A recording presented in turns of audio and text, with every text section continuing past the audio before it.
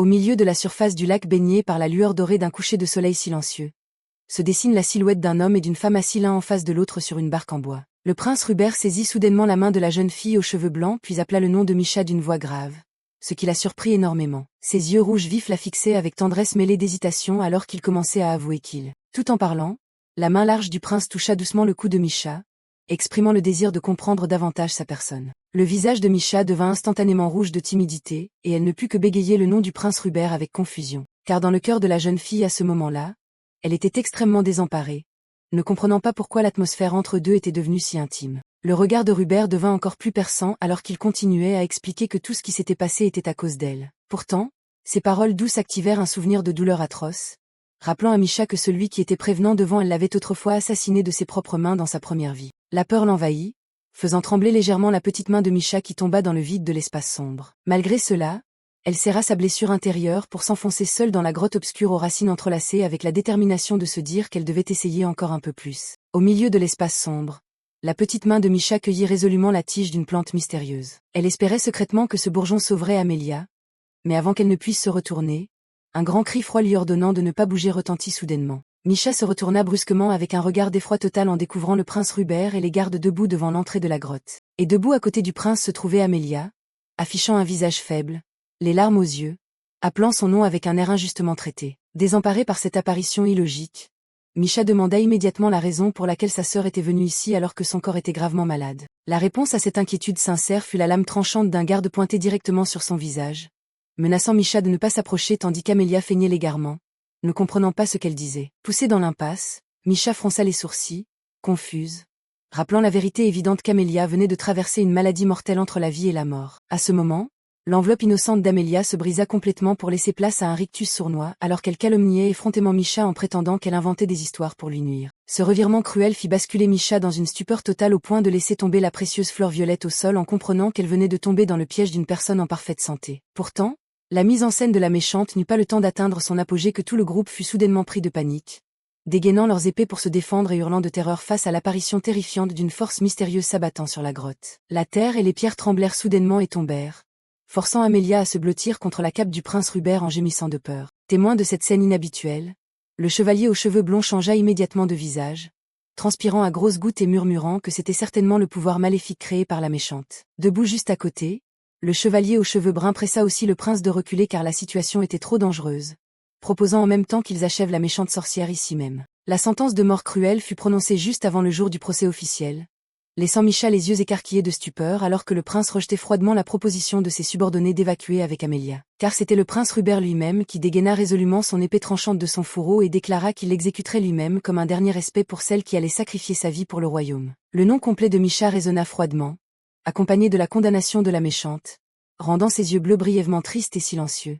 acceptant que ce jour cruel ne puisse finalement être évité. Tout cela parce que dès l'instant de sa naissance, le destin l'avait cloué au rôle de la méchante, et alors le coup d'épée impitoyable s'abattit, transperçant sa poitrine, faisant jaillir le sang frais qui colora tout l'espace. S'effondrant sur le sol froid, le regard de Misha s'obscurcit à cause de la douleur, mais dans son esprit délabré, elle essaya encore d'appeler secrètement le titre du prince qui lui ôtait la vie. La silhouette du prince se tenait debout, tenant l'épée ensanglantée, regardant le corps de la jeune fille agonisante à ses pieds tandis que les dernières paroles douloureuses de Misha résonnaient, s'excusant d'avoir souillé ses mains nobles. Devant cet adieu atroce, le prince ne put que baisser la tête, serrant les dents en silence, laissant les émotions chaotiques s'entre-déchirer violemment dans son cœur. Alors que Misha s'effondrait dans une mare de sang, la méchante Amélia se blottit derrière le dos du prince, faisant semblant de se couvrir le visage pour pleurer, conseillant à sa sœur de ne pas être triste. Pourtant, derrière la main qui cachait sa fausse faiblesse se trouvait un sourire narquois et malveillant, lançant des paroles ironiques disant à Misha de vivre de manière admirable.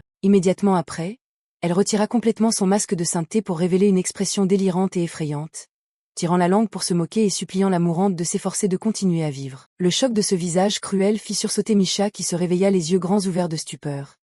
Mais elle découvrit qu'elle était allongée sur un lit douillet. Autour d'elle à ce moment-là, ce n'était pas la grotte froide à l'odeur de sang, mais une chambre splendide remplie de la lumière chaude du matin. Chaque meuble luxueux et la porte en bois finement sculptée apparaissant devant ses yeux rendirent l'esprit de la jeune fille aux cheveux blancs encore plus confus et chaotique. Misha s'assit, hébétée, serrant fort la couverture fine, se demandant pourquoi elle était revenue en sécurité dans sa chambre familière après avoir eu le cœur transpercé par une épée. Portant un doute extrême, elle posa timidement ses pieds nus sur le tapis de soie, pensant que la tragédie passée n'était qu'un cauchemar terrifiant. Mais debout devant le grand miroir, Misha toucha pensivement sa poitrine, se rappelant que la douleur déchirante de la lame la transperçant était totalement réelle, bien qu'actuellement son corps ne présente aucune égratignure. Et puis ses yeux s'embuèrent de surprise lorsqu'elle toucha ses joues, s'exclamant avec confusion en réalisant que sa peau était même lisse et pleine de vitalité, signalant une réincarnation spectaculaire. Alors qu'elle était plongée dans l'étonnement de son corps intact après la mort, le regard de Misha s'arrêta soudainement en découvrant un collier scintillant posé fièrement sur la table. Elle ramassa soigneusement le pendentif pour l'examiner et réalisa avec effroi que c'était le souvenir qu'Amélia lui avait offert,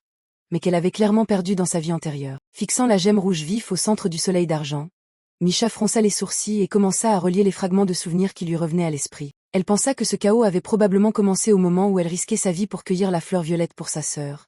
Mais avant que sa pensée ne s'achève, une voix mystérieuse s'éleva soudainement pour saluer son réveil. Misha sursauta, se retournant brusquement avec un visage extrêmement pâle et ses yeux bleus grands ouverts de désarroi en réalisant qu'il y avait un intrus dans la chambre. Cependant, ce qui apparut devant ses yeux n'était pas un humain mais une bête divine, un loup blanc géant dont la fourrure émettait une aura radieuse, occupant majestueusement un coin de la pièce. Voyant la jeune fille rester là figée, le loup fronça les sourcils et grogna d'une voix grincheuse, lui demandant de ne pas l'ignorer et de ne pas faire comme si elle ne voyait pas son existence. Après une série de reproches, la créature mystérieuse baissa la voix et se présenta sous le nom de Ryun, tout en déclarant solennellement être l'esprit protecteur suprême servant la sainte. Ce titre noble parvint à ses oreilles, laissant Misha pétrifiée, le visage hébété répétant les mots esprit avec une incrédulité totale car comment une personne étiquetée comme méchante comme elle pouvait-elle recevoir cette grâce? Comprenant la panique qui déchirait l'esprit de sa maîtresse, Ryun s'approcha plus près puis d'une voix grave conseilla à Misha de se calmer pour écouter toute la vérité sur sa véritable et grandiose identité. Les paroles de Ryun continuaient de résonner dans l'esprit de Misha alors que l'esprit protecteur révélait qu'elle n'était pas seulement revenue à la vie, mais qu'elle était retournée dans le passé, 7 ans auparavant, affirmant en même temps une vérité encore plus choquante. Misha était la véritable sainte, ce qui fit instantanément écarquiller ses yeux bleus de stupeur. Un flot de souvenirs flous revint, révélant la prophétie fatidique accordée à l'Empire Rudi 17 ans plus tôt, annonçant que lors d'une nuit de nouvelle lune, 2 petites filles naîtraient, dont l'une hériterait du pouvoir de la sainte Nechli, tandis que l'autre deviendrait la méchante libérant le pouvoir maléfique de la dame Gabriella. Et les 2 enfants nés en cette nuit fatidique étaient précisément mademoiselle Misha de la famille Lorenz et mademoiselle Amélia de la famille Crambel. Face aux 2 candidates potentielles, un prêtre ne put s'empêcher de demander avec confusion au grand prêtre qui, entre les 2 enfants, était la véritable sainte. En réponse à cette interrogation, le grand prêtre déclara froidement qu'avant que le moment ne soit venu, personne ne pourrait connaître la vérité, et que par conséquent, toutes 2 devaient être traitées de la même manière jusqu'au jour du jugement final, à l'âge de 25 ans. Le flashback revint au jour de l'enfance, quand Amélia était encore une petite fille innocente aux cheveux d'or, courant joyeusement pour appeler Misha sa sœur, puis tendant avec enthousiasme un précieux collier solaire comme un cadeau destiné à la sœur qu'elle aimait le plus. Devant la sincérité de sa sœur, Misha ne put s'empêcher d'être émue et surprise en recevant le cadeau, sans savoir que c'était le début d'une série de tragédies sanglantes à venir. Se remémorant le passé, Misha se souvint du sourire radieux d'Amélia lorsque sa sœur affirmait qu'elle savait avec certitude que le collier lui irait très bien, car même en étant née seulement 6 minutes après, Amélia l'avait toujours vénérée et appelée sa sœur. Et en effet, avec ses cheveux d'or et ses yeux rubis étincelants, Amélia ressemblait exactement à l'incarnation de la sainte Nechli de la légende. À l'opposé, Misha possédait des cheveux d'argent froid et des yeux d'un bleu pâle sans vie, une apparence qui correspondait parfaitement à l'image de la méchante Gabriella, ce qui fit que tout le monde supposa par défaut qu'elle était l'incarnation du mal. Ce rejet cruel venant de sa propre famille avait forcé Misha à accepter silencieusement son destin tragique. Au milieu de cet isolement, Amélia était venue la trouver et avait confié à Misha qu'elle détestait l'idée que l'une d'elles doive être condamnée le jour du jugement. Ainsi, la petite fille avait murmuré un plan audacieux. À l'approche du jour fatidique, elles s'enfuiraient ensemble hors du pays. Cette proposition sincère avait réchauffé le cœur de glace de Misha, la rendant extrêmement émue et l'amenant à appeler secrètement le nom d'Amélia avec toute sa foi et son amour, pour ne recevoir en retour qu'un sourire radieux et la promesse ferme d'Amélia, celle qu'elle avait toujours considérée comme sa seule alliée en ce monde. Cependant, la tragédie commença à frapper lorsqu'accent grave quelques mois seulement du jour du jugement, Amélia tomba soudainement et mystérieusement gravement malade. Se rappelant le passé, Misha se tenait douloureusement au chevet d'Amélia agonisante, à côté d'un médecin au visage impuissant. Cette maladie maligne rongeait lentement la vitalité d'Amélia, laissant des taches violacées sur sa peau et lui arrachant progressivement la vie. Le médecin baissa la tête, admettant que la médecine était totalement impuissante face à ce mal, mais une dernière lueur d'espoir subsistait. C'était la mythique fleur de Tenès, un nom prononcé par les lèvres même de la faible Amélia mourante sur son lit. En entendant ce nom, Misha saisit avec stupeur la main de sa sœur, son visage montrant un désarroi total en apprenant le seul remède possible. Pendant qu'Amélia expliquait avec difficulté qu'il s'agissait d'une fleur rare ne fleurissant que dans les grottes reculées de l'Ouest. Les 2 mots grottes frappèrent l'esprit de Misha comme un coup de marteau, car elle savait à quel point cet endroit était dangereux et sombre. Pourtant, toutes ses hésitations s'évanouirent quand Amelia la supplia en pleurant, lui rappelant la promesse de s'enfuir ensemble qu'elle s'était jurée. Émue par cette supplication, Misha n'avait pas hésité à braver le danger pour trouver coûte que coûte la fleur de Ténès, sans savoir que, selon les mots de Ryun, cette fleur était le dernier son emprisonnant l'âme de la méchante Gabriella. Avec un regard perçant, l'esprit Ryun prononça un verdict cruel. Cette femme, la véritable méchante, avait utilisé la bonté de Misha pour briser le sceau de Gabriella. La vérité brutale s'abattit sur Misha qui resta pétrifiée, transpirant alors qu'elle niait en bégayant que cela ne pouvait pas être possible. Mais l'image du faux sourire innocent d'Amelia revint dans son esprit, semant un doute terrifiant. La sœur qu'elle aimait en était peut-être la véritable méchante. Prise d'une panique extrême, Misha interrogea précipitamment Ryun sur le sort du royaume après sa mort si cette accusation était vraie. Le loup divin expliqua pensivement que, puisqu'il était lui aussi revenu avec elle, il n'avait pas pu voir la fin, mais que la possibilité la plus haute était que le pouvoir de Gabriella ait été libéré, submergeant tout l'Empire dans une mer de flammes, causant la mort d'innombrables êtres vivants dans un chaos atroce. Cette vision catastrophique laissa Misha dans une telle stupeur qu'elle dut porter sa main à sa bouche, étouffée par l'émotion face aux conséquences terribles que son innocence avait causées. Ryun continua de critiquer le fait que Misha s'était elle-même convaincue d'être la méchante, se bouchant les yeux et les oreilles et renonçant à tout. Les paroles directes du loup divin furent comme un coup de couteau en plein cœur, poussant Misha à se demander douloureusement si Amelia ne l'avait pas manipulée depuis le début. Malgré ses efforts pour se raccrocher aux bons souvenirs du passé, l'image du visage dément et de la langue tirée de manière barbare par Amelia dans ses derniers instants brisa toutes ses illusions. Écartant la douleur qui déchirait le cœur de Misha, le loup divin Ryun expliqua posément que, quelle qu'en soit la raison, son retour dans le passé était une réalité indiscutable, une chance de tout réécrire, et les yeux de Misha brillèrent soudainement d'une lueur de détermination. Remarquant ce changement, Ryun lui confia solennellement la noble mission que, cette fois, elle devait vivre en tant que sainte et sauver le pays de la catastrophe Gabriella. Une responsabilité si immense tombant soudainement sur elle fit trembler Misha qui se serra la poitrine, se demandant avec doute si une personne comme elle avait vraiment la force de porter le sauvetage de toute une nation. En réponse à son manque de confiance, Ryun affirma avec force et un regard déterminé que seul Misha pouvait accomplir cela. La conversation était encore inachevée quand un coup à la porte retentit soudainement. Misha sursauta et réalisa que Ryun avait disparu sans laisser de traces. Dès que la porte s'ouvrit, une femme de chambre au visage doux s'exclama de joie en voyant que mademoiselle Misha s'était enfin réveillée. En voyant ce visage familier, Misha appela le nom de Sophie avec stupeur, car cette servante était censée être décédée 6 ans auparavant, ce qui renforça encore plus la véracité des paroles de Ryun. Voyant l'air égaré de sa maîtresse, Sophie expliqua avec inquiétude que Misha s'était soudainement évanouie en se promenant dans le jardin et était restée dans le coma pendant 3 jours entiers. Ensuite, la servante demanda avec sollicitude si Misha avait faim, puis proposa rapidement d'aller chercher immédiatement une boisson chaude pour qu'elle puisse reprendre des forces. En voyant la sollicitude de sa servante, Misha réalisa amèrement que durant toute sa vie antérieure, elle avait toujours supposé que même Sophie la détestait. Pourtant, les larmes de bonheur dues au soulagement immense de Sophie prouvèrent le contraire, montrant à quel point la servante se souciait réellement de Misha. Les paroles de Ryun résonnèrent à nouveau dans son esprit, et Misha admit amèrement que le loup divin avait raison. Elle s'était toujours bouché les yeux et les oreilles, s'abandonnant au destin. Une nouvelle détermination s'enflamma dans le cœur de la jeune fille. Si elle pouvait vraiment recommencer à zéro, cette fois, elle devait absolument trouver un moyen de sauver la vie de Sophie. Le fil de ses pensées fut soudainement interrompu par un nouveau coup à la porte, et celle qui entra fut Edith, une autre servante au visage sévère, lui demandant si elle était réveillée. Sans attendre la réponse de Misha, Edith annonça d'une voix forte que mademoiselle Amelia était ici pour lui rendre visite. Le nom d'Amelia fut comme un coup de tonnerre à ses oreilles, faisant pâlir instantanément Misha alors que les souvenirs horrifiques de sa vie passée affluaient dans son esprit. Réalisant l'inquiétude de sa maîtresse, Sophie proposa avec tact d'aller conduire l'invité indésirable si Misha ne se sentait pas bien. Cependant, avant que Misha ne puisse prendre une décision, la porte s'ouvrit brusquement et Amelia se précipita dans la chambre en appelant ma sœur avec empressement, signalant une confrontation inévitable. À peine entrée dans la chambre, Amelia porta précipitamment sa main à sa bouche, affichant un visage extrêmement inquiet en s'exclamant qu'elle s'était fait beaucoup de soucis pour elle. Pourtant, contrairement à cet empressement, Misha resta calmement assis sur sa chaise, appelant le nom d'Amelia d'une voix froide. Remarquant l'atmosphère tendue,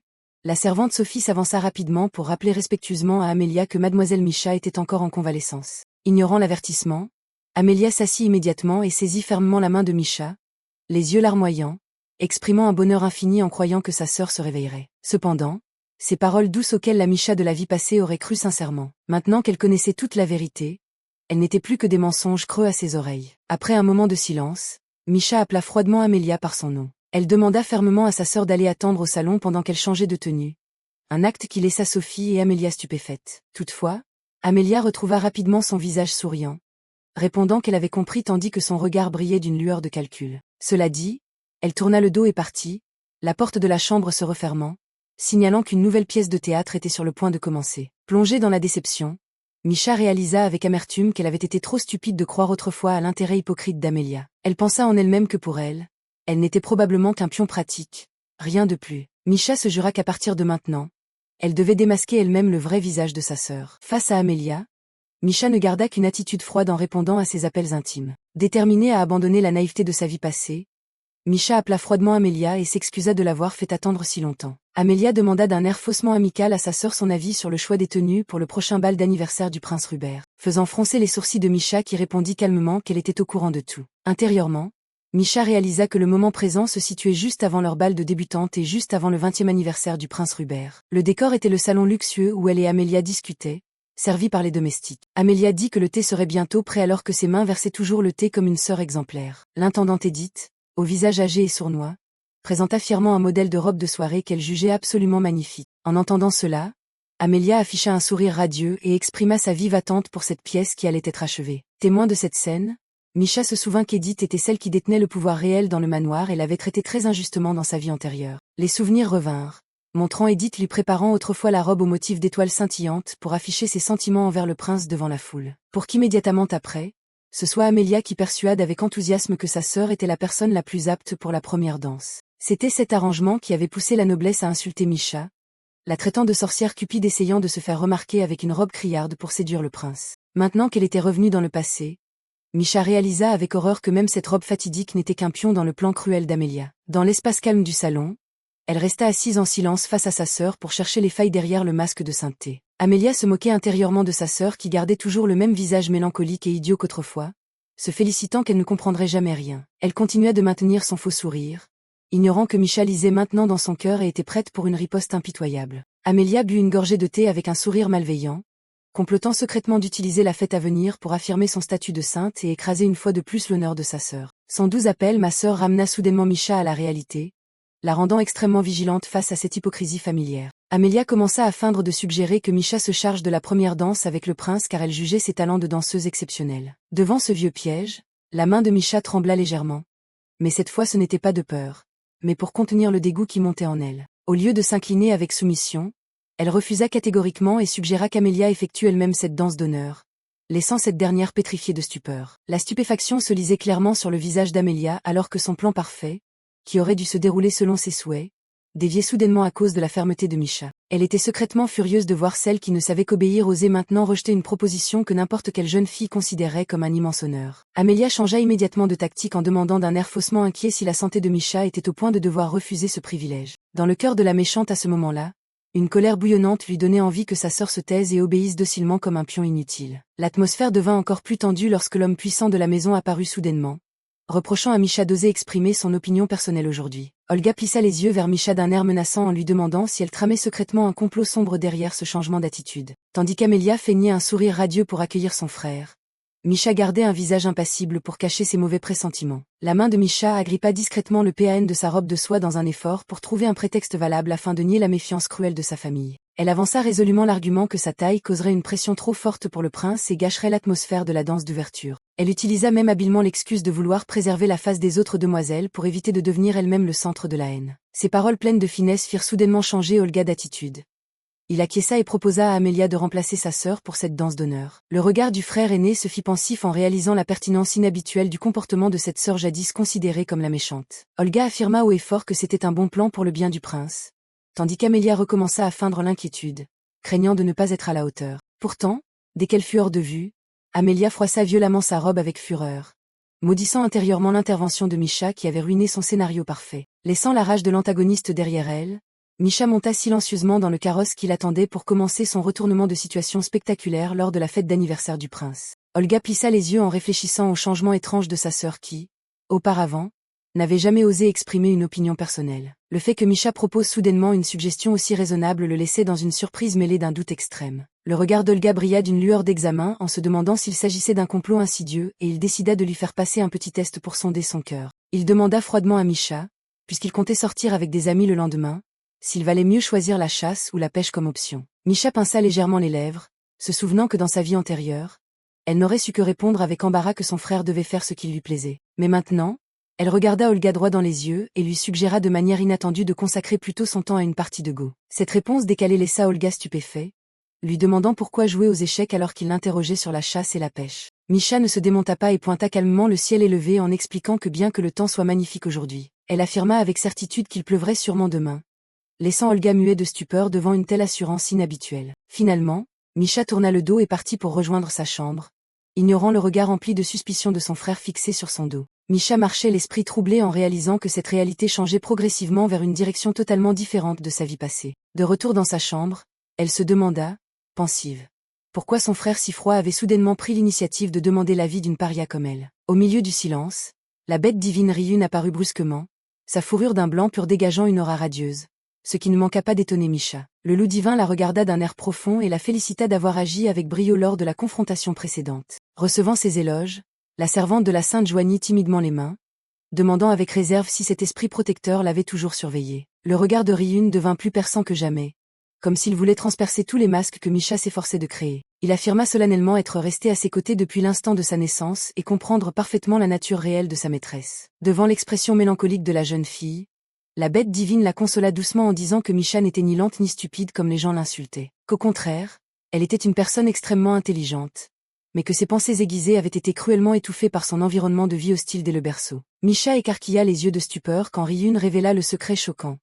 Dès son plus jeune âge, elle avait la capacité de voir les esprits, mais à cause de l'adversité, elle avait choisi d'enfouir ce talent au plus profond de son cœur. Misha baissa la tête et s'excusa auprès de Ryun avec remords pour avoir été si lâche pendant si longtemps en faisant semblant de ne pas voir l'existence de l'esprit protecteur. Les souvenirs affluèrent de ses années d'enfance quand Misha réalisa pour la première fois qu'elle possédait des yeux magiques pouvant voir clairement la silhouette majestueuse de Ryun au milieu de la chambre splendide. Chaque nuit, voir la bête divine rester seule et recroquevillée sur le sol froid lui causait une peine indicible et le désir secret de se racheter auprès de lui. Par compassion, la petite Misha de l'époque avait pris tout son courage pour aller trouver son père et implorer une petite faveur pour son ami invisible. Pourtant, au lieu de la compréhension, son père la regarda avec mépris et lui demanda avec ironie si elle voulait vraiment faire entrer un loup féroce jusque dans son lit. La petite Misha ne put que gesticuler maladroitement en essayant d'expliquer la présence de la bête divine alors que Ryun observait silencieusement ce dialogue amer. Mais ses explications furent brusquement balayées par un ordre froid de son père lui demandant de ne plus jamais prononcer de telles absurdités. Il déclara avec hargne qu'il n'avait pas le temps de céder à ces jeux stupides puis tourna le dos, laissant Misha hébétée au milieu de la chambre empreinte de mélancolie. Le coup fatal fut porté quand son père s'attaqua soudainement à sa peur avec une question malveillante, demandant si ce qu'elle voyait n'était pas en réalité des démons. Et c'est ainsi qu'une étiquette effroyable fut officiellement clouée sur sa vie lorsque son propre géniteur jugea cruellement que Misha était la prêtresse bizarre d'une méchante maudite. Depuis ce jour de rejet par son père, la petite Misha s'était promis à elle-même de considérer tout phénomène spirituel comme une simple hallucination sans importance. Elle se boucha fermement les oreilles et ferma les yeux pour éviter Ryun et fuir ce titre de prêtresse bizarre qui l'encerclait. Alors Ryun disparut silencieusement de sa vue, laissant Misha croire qu'elle était enfin libérée de l'emprise de la bête divine. Cependant, Ryun affirma haut et fort qu'il n'était jamais parti, c'était simplement elle qui s'était privée de la capacité de voir les esprits à cause de sa terreur extrême. Ces paroles laissèrent Misha pensive, se demandant pourquoi, après être morte et réincarnée, elle pouvait voir sa forme grandiose si clairement. Ryun expliqua d'une voix grave que la transformation de l'âme durant la régression avait probablement éveillé ses pouvoirs scellés, mais il ne manqua pas de lui adresser un avertissement glaçant. Si Misha choisissait encore de vivre en se réprimant et en se rabaissant comme dans sa vie passée, il redeviendrait une fois de plus invisible à ses yeux. Le regard de la jeune fille devint soudainement froid comme la glace lorsque ses pensées se tournèrent vers Amelia, celle qui avait semé tant de souffrances dans sa première vie. Regardant ses mains serrées, elle réalisa amèrement comment elle avait été manipulée avec talent pour devenir le pion aidant Amelia à gagner la confiance totale du royaume. Il s'avérait que l'image d'une méchante cupide et d'une sainte patiente n'était qu'une pièce de théâtre parfaite écrite par Amelia elle-même pour la pousser vers la mort de façon légitime. Ryun affirma qu'Amelia avait utilisé la pièce de théâtre de la sainte pour manipuler tout son entourage, forçant Misha à admettre amèrement cette vérité brutale. C'est précisément cette tromperie qui avait poussé le prince à la haïr au plus haut point de brandir froidement son épée pour mettre fin à ses jours sans aucune pitié dans sa vie antérieure. Afin de préserver sa vie dans cette existence, Misha prit la résolution de garder la plus grande distance possible avec ce prince si dangereux. Le lendemain matin, la pluie tomba à torrent exactement comme l'avertissement l'avait prédit, laissant Olga et son groupe d'amis figés en voyant leur partie de chasse totalement ruinée. Au milieu de cette pluie battante, le frère aîné regretta secrètement de ne pas avoir écouté sa sœur pour rester à la maison profiter d'une paisible partie d'échecs. De retour au manoir, l'intendante Edith apporta fièrement la robe de soirée fraîchement terminée dans la chambre et ne cessa de se vanter de sa beauté splendide. Pourtant, contrairement aux attentes, Misha ordonna froidement de laisser la robe là, sans avoir l'intention de l'essayer immédiatement. Le visage d'Edith changea aussitôt sous le choc. Elle demanda précipitamment si Misha comptait renoncer à cette tenue si importante. L'intendante rusée continuait d'utiliser des paroles tranchantes pour faire pression, affirmant qu'aucune boutique de renom n'accepterait de retoucher un vêtement en urgence à ce moment-là. Malgré la froideur de sa maîtresse, Edith insista lourdement pour forcer Misha à essayer la robe sur le champ afin d'éviter tout problème de taille ultérieure. L'intendante Edith quitta la chambre en frissonnant, pensant que le silence inhabituel de mademoiselle Misha était à ce point terrifiant et étrange. Ignorant les murmures, Misha garda un visage impassible mais dans ses yeux bleus brillait la détermination de quelqu'un revenant d'entre les morts. Elle saisit résolument sa plume d'oiseau, s'apprêtant à noter des points cruciaux comme si elle dessinait de sa propre main la carte de son destin. Dans le calme de la pièce, la jeune fille aux cheveux blancs s'assit silencieusement à son bureau, consignant attentivement les éléments clés pour renverser la situation à l'avenir. Au même moment, dans le splendide palais royal de Rudy, les nouvelles concernant le prochain bal devenaient le sujet brûlant de toutes les conversations. Un groupe de gardes commença à chuchoter, supposant qu'avec son rang et sa beauté, le prince choisirait certainement mademoiselle Amélia pour la danse d'ouverture. Il ne tarissait pas d'éloges, affirmant que les cheveux d'or et les yeux étincelants d'Amélia étaient la preuve d'une véritable sainte de légende. À l'inverse, les gardes commencèrent à tenir des propos méprisants envers Misha, jugeant que son apparence sombre et taciturne ne reflétait que l'image d'une méchante cruelle. Pendant ce temps, les médisances furent interrompues par l'apparition soudaine du prince Rubert derrière eux, remarquant froidement qu'ils semblaient tous avoir trop de temps libre. Le visage sévère et les yeux rouges vifs menaçants du prince Rubert plongèrent ses subordonnés dans un silence terrifié, annonçant une fête pleine de tourmentes. Le regard du prince Rubert devint soudainement glacial lorsqu'il déclara fermement que l'identité de la véritable sainte n'était pas une affaire que les subordonnés pouvaient juger à leur guise. D'une voix grave, il leur ordonna de tenir leur langue, forçant les gardes à baisser la tête de peur en reconnaissant leur faute sous une oppression totale. Dans l'empire de Ludi, chaque membre de la famille royale atteignant l'âge adulte doit accomplir le rite de purification sous la bénédiction de la sainte Néchelie. Et la réception d'anniversaire solennelle sur le point d'être organisée au palais principal était la scène parfaite pour qu'Amélia affiche sa beauté éclatante. Au milieu du bruit galopant des sabots, un carrosse luxueux filait sur la route menant au palais royal, transportant des calculs pleins de bouleversements. C'était aussi le moment crucial où les deux candidates potentielles seraient officiellement présentées en tant que futures fiancées du prince Rubert. L'esprit protecteur Ryun demanda doucement si Misha se sentait anxieuse avant cette confrontation décisive. Dans l'espace restreint du carrosse, Misha restait immobile, laissant les lueurs de Ryun envelopper son esprit tourmenté. Enfin, le jour le plus important arriva lorsque le carrosse franchit officiellement les portes du palais, signalant qu'une pièce de théâtre dramatique allait bientôt se conclure. Misha plissa légèrement les yeux vers le lointain, admettant intérieurement être un peu nerveuse.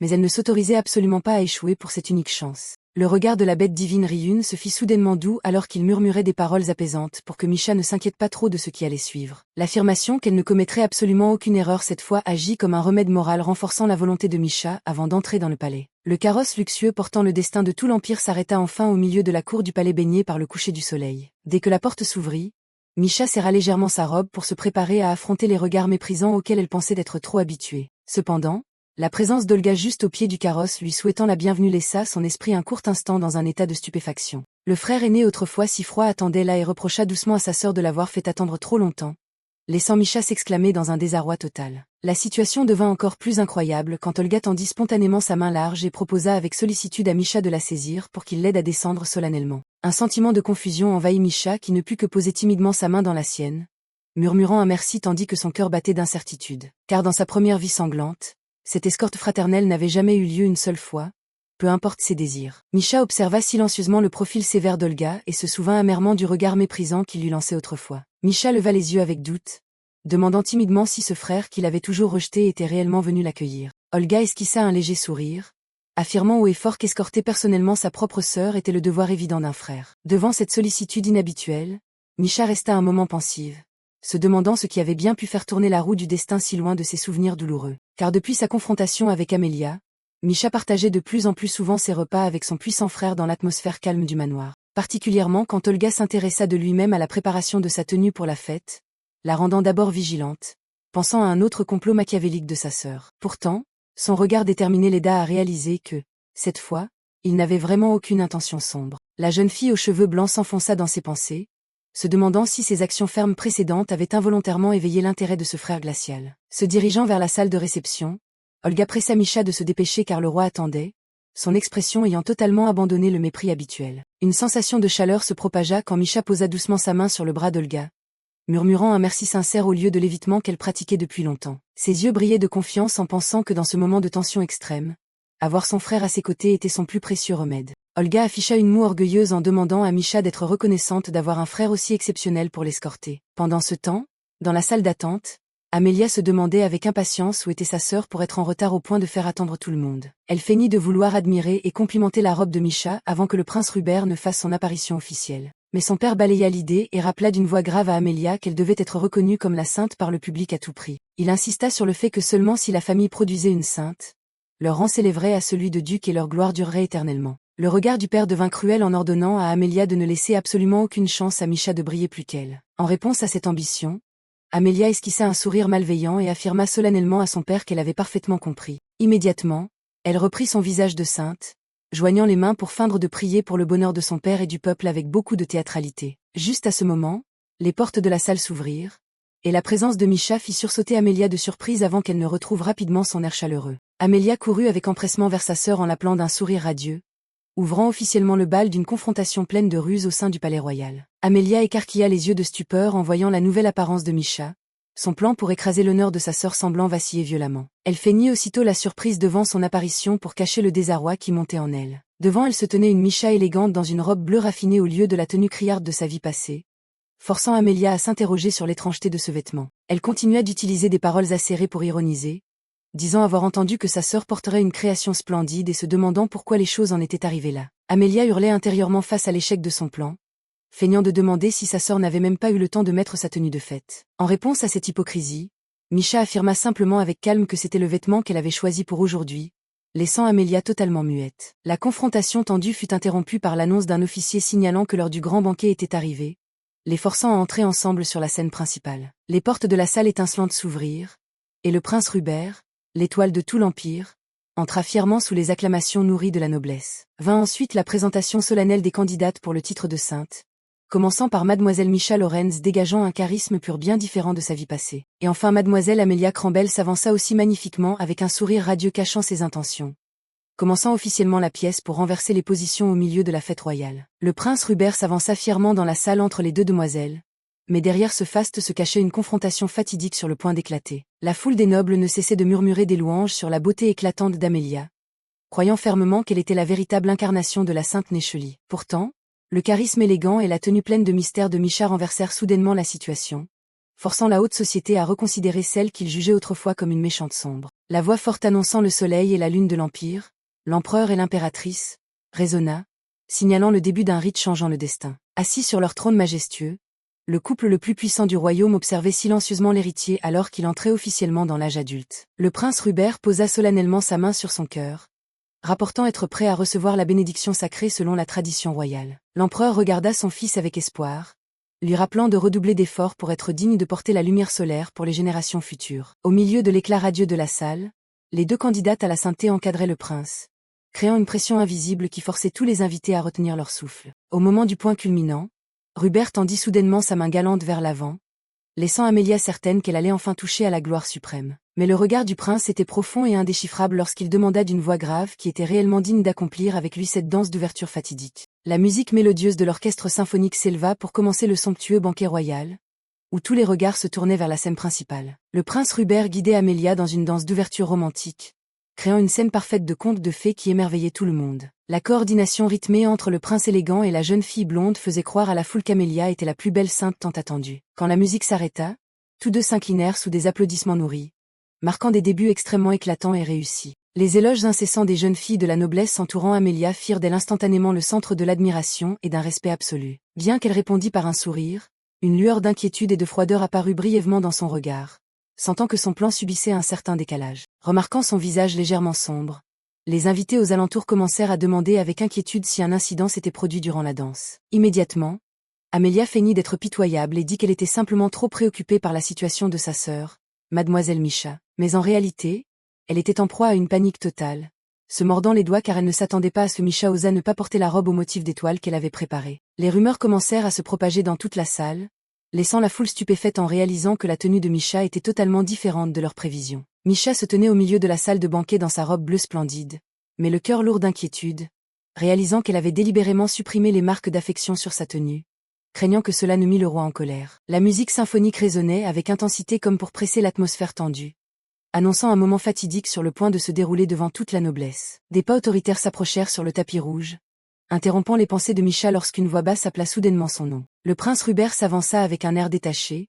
tendant spontanément sa main pour proposer à mademoiselle Mischa la danse d'honneur, forçant toute la salle à observer en retenant son souffle. En plongeant son regard dans ses yeux profonds, Mischa ne put s'empêcher de frissonner alors que le souvenir terrifiant du coup d'épée de sa vie passée affluait, rappelant l'image de celui qui l'avait impitoyablement frappé. Dès que leurs mains se touchèrent, elle eut l'impression que des milliers d'aiguilles transperçaient sa peau, une douleur sourde mais obsédante revenant violemment du passé. Sous les lumières étincelantes, il tournoyait dans la danse, mais l'esprit de Mischa ne désirait que la fin rapide de ce moment étouffant pour échapper à la présence de cet homme dangereux. Au milieu de la danse, Rubert appela soudainement son nom une fois de plus, laissant Mischa pétrifiée de stupeur, ses yeux d'un bleu profond affichant un désarroi total. Il se pencha près d'elle et remarqua qu'aujourd'hui elle semblait totalement différente d'habitude, son regard rouge vif semblant vouloir percer tous les secrets qu'elle s'efforçait de cacher. Mischa ne put que rester silencieuse dans la stupeur, pensant qu'il ne pourrait jamais savoir qu'il s'agissait de sa deuxième vie où elle luttait pour changer son destin cruel. Rubert prit soudainement la parole pour s'excuser de l'avoir mise mal à l'aise, poussant Mischa à se demander s'il faisait allusion à sa robe minimaliste. Ses yeux rouges vifs autrefois remplis de soif de sang portaient désormais un regard profond, faisant naître des doutes sur les intentions réelles du prince. Elle partagea franchement sa pensée. Broder des symboles d'affection excessifs sur sa tenue aurait pu lui causer des désagréments. Le geste de Rubert serrant fermement sa taille montra qu'il était totalement captivé par cette conversation inattendue avec la jeune fille autrefois rejetée. Il se rapprocha et affirma que ce changement n'était pas mauvais du tout, et qu'il se sentait même plus satisfait que prévu initialement. Le fait qu'il complimentât publiquement la beauté de Mischa au milieu de la fête n'était pas une simple formalité, mais une gifle directe aux préjugés de la noblesse. En bas de l'estrade, Amélia restait figée dans une rage sourde en voyant sa position de sainte unique gravement menacée. Sa nature envieuse se lisait clairement sur son visage assombri, elle qui avait tout mis en œuvre pour faire de sa sœur une paria mais qui échouait lamentablement. Parmi les murmures sur la présence puissante de Mischa, celle-ci gardait l'attitude calme de quelqu'un ayant déjà traversé la mort. La foule des nobles ne revenait pas de l'attitude clémente du prince, bien qu'ils continuassent de lui attribuer le titre cruel de prêtresse maléfique. Mischa se dit que de toute façon, l'étiquette de méchante lui était déjà destinée, et qu'elle n'avait donc plus rien à craindre. Mais elle se figea brusquement en entendant une rumeur sur une créature nommée Gragif, censé être le serviteur de la méchante Gabriella, qui serait apparue au sud-ouest. Soudainement, la bête divine Riyun se manifesta à ses côtés et confirma que Gragif était bien le messager de mauvais augure de Gabriella. La présence subite de l'esprit protecteur fit paniquer Mischa, qui appela précipitamment le nom de Riyun par peur qu'il ne soit découvert par d'autres. Pourtant, la bête divine la rassura calmement en disant que les humains ordinaires ne pouvaient voir son existence, et qu'il n'y avait donc aucune raison de s'inquiéter. Mischa s'efforça de rester calme, pensant que la légende de Gragif, créature porteuse de calamité, n'était qu'une rumeur superstitieuse que personne n'avait réellement vue. Laissant de côté la question de Gragif, Riyun changea brusquement de sujet, demandant sérieusement si ce que Mischa faisait était vraiment prudent, lui rappelant sa promesse d'être prudente et de garder ses distances avec le prince Rubert pour préserver sa vie. L'esprit protecteur continua son interrogatoire, demandant directement si, dans sa vie passée, elle ne l'avait pas beaucoup admiré, une question qui fit rougir Mischa, confuse et sans voix. Reprenant ses esprits, elle admit que ce n'était qu'une simple admiration passée, et affirma catégoriquement que désormais tout était totalement différent. Le souvenir du coup d'épée fatal que le prince avait impitoyablement porté dans sa vie antérieure restait un spectre obsédant empêchant Mischa de baisser sa garde. En regardant son visage froid à cet instant, elle se jura à elle-même de ne plus jamais laisser son cœur naïf être ébranlé. Un appel de son nom retentit soudainement derrière elle, accompagné de pas décidés sur le sol de la salle de bal inondée de lumières étincelantes. C'était son frère Olga, qui s'approchait avec un rare sourire aux lèvres, ne tarissant pas d'éloges sur sa danse qu'il jugeait magnifique. Remarquant que le visage de sa sœur était un peu pâle, Olga s'enquit avec sollicitude de son état et proposa de lui chercher une boisson pour qu'elle reprenne des forces. Bien que touché par cette attention soudaine, Mischa refusa poliment, exprimant le désir de sortir prendre un peu l'air frais. Seule sur le balcon silencieux, elle ne pouvait s'empêcher de s'interroger sur ce qui avait poussé ce frère toujours distant à changer brusquement de caractère. L'image de Rubert se penchant à son oreille pour lui dire qu'elle était magnifique ce soir résonnait dans son esprit comme une mélodie envoûtante mais terrifiante. Mischa réalisa avec stupeur que ces événements doux et ces changements d'attitude n'étaient jamais arrivés dans sa première vie remplie de tragédie. Alors que son esprit était encore troublé par ces changements du destin, une voix inconnue s'éleva soudainement, rompant son intimité sur le balcon désert. Mischa plissa les yeux vers l'inconnu qui s'approchait, essayant de deviner la véritable identité de son interlocuteur. Cette femme était Eliana Casta, la fille d'un comte et un agent dévoué agissant sous couvert d'être la meilleure amie d'Amélia. Avec un sourire plein de sous-entendus, Eliana proposa d'offrir un cadeau surprise réservé exclusivement à Mischa à cet instant précis. Elle s'efforça de convaincre Mischa de la suivre à l'écart, soulignant qu'Amélia attendait également la présence de sa sœur. L'atmosphère sur le balcon devint subitement étouffante alors que Mischa se voyait contrainte de faire face à cette invitation pleine de pièges. Intérieurement, elle s'interrogeait sur cette chose mystérieuse qu'elle comptait lui montrer à un moment aussi délicat. Immédiatement, Des fragments de souvenirs de sa vie passée affluèrent, rappelant à Misha les tragédies liées à un événement similaire. Sous le regard de tous, Eliana garda son air affable et dit vouloir exprimer son respect lors de cette nuit de fête spéciale. Elle leva bien haut une bouteille de vin de spécialité, déclarant qu'il s'agissait d'un cadeau de premier choix que la famille Casta avait soigneusement préparé pour leur début à toutes deux. Amelia feignit la surprise et la joie devant la prévenance de son amie, tandis que Misha observait en silence, prête à démasquer cette mise en scène pleine de mensonges. Misha plissa les yeux et réalisa avec horreur que le décor devant elle se répétait exactement comme dans sa vie passée si douloureuse. Elle se souvenait parfaitement que dans sa première existence, une petite araignée se cachait de manière suspecte sur le verre en cristal qu'elle avait reçu. Surprise et terrifiée par l'apparition de la créature, la Misha du passé n'avait pu stabiliser ses mains tremblantes. Le verre coûteux s'était brisé au sol, créant une scène de chaos avec des taches de vin rouge s'étalant comme du sang. Aussitôt, Amelia avait joué une scène pitoyable en demandant à voix haute pourquoi sa sœur pouvait ainsi piétiner la bonté de mademoiselle Eliana. Cet incident avait ensuite été transformé en rumeur malveillante à travers la noblesse, prétendant que Misha avait brisé le verre de rage car elle n'était pas satisfaite du vin. Comprenant la vérité derrière la petite araignée, Misha réalisa amèrement qu'il s'agissait d'une des cartes perfides que sa sœur avait minutieusement préparées. Avec un regard déterminé, elle se jura de ne plus jamais tomber dans le même piège de bas étage. Pendant ce temps, Eliana servait tranquillement le vin et invitait les deux sœurs à savourer ce présent spécial de sa famille. Après avoir pris sa part, Amelia afficha un sourire radieux et tendit rapidement le verre restant à Misha avec un air d'attente impatiente. Misha fixa les mains d'Amelia, devinant qu'elle avait certainement glissé l'araignée dans le verre au moment même où elle l'avait touché. Pourtant, elle se rassura en se disant qu'une fois la ruse démasquée, elle ne représentait plus une menace effrayante. Mais une lueur de surprise extrême passa dans ses yeux bleus lorsqu'elle commença à réaliser que quelque chose ne collait pas avec le déroulement du passé. L'intérieur du verre étincelant était parfaitement propre, sans aucune présence de créature étrange comme dans ses souvenirs. Amelia, avec son faux sourire innocent, demanda si quelque chose inquiétait sa sœur. Misha accepta le verre à contre-cœur, soupçonnant que ce changement de séquence pourrait être le début d'un autre complot insidieux. Sa sœur savourait tranquillement le vin et ne tarissait pas d'éloges sur son excellence devant les jeunes filles de la noblesse. Eliana se tenait à côté, souriant d'un air satisfait en voyant que tout semblait encore sous leur contrôle. Soudain, Amelia proposa d'inviter le prince à goûter également ce vin précieux, laissant Eliana stupéfaite et balbutiante de surprise. Avec un regard calculateur, elle affirma avoir pris l'initiative de donner rendez-vous au prince pour discuter d'un problème important qui la préoccupait depuis longtemps. Dès que le plan de l'araignée échoua, Amelia s'exclama en voyant la silhouette puissante du prince Rubert se diriger vers le balcon. Contrairement à son enthousiasme, le prince apparut avec un visage impassible et ses yeux rouges pesants, rendant l'atmosphère plus étouffante que jamais. Sans aucun égard, Rubert refusa catégoriquement la coupe de vin qu'Amelia lui tendait, un geste brusque qui ébranla violemment la confiance de celle-ci. D'une voix froide, il demanda à Amelia d'en venir directement au fait concernant la consultation qu'elle avait prétextée pour le rencontrer ce soir. Elle posa son verre sur la table avec fermeté pour se concentrer sur sa nouvelle mise en scène, s'apprêtant à abattre sa dernière carte pour détruire l'honneur de Misha. Amelia commença à feindre l'hésitation et à paraître pitoyable, rejetant la responsabilité sur les nobles aux alentours en prétendant qu'ils se posaient des questions délicates. Elle visa directement Misha en exprimant son inquiétude.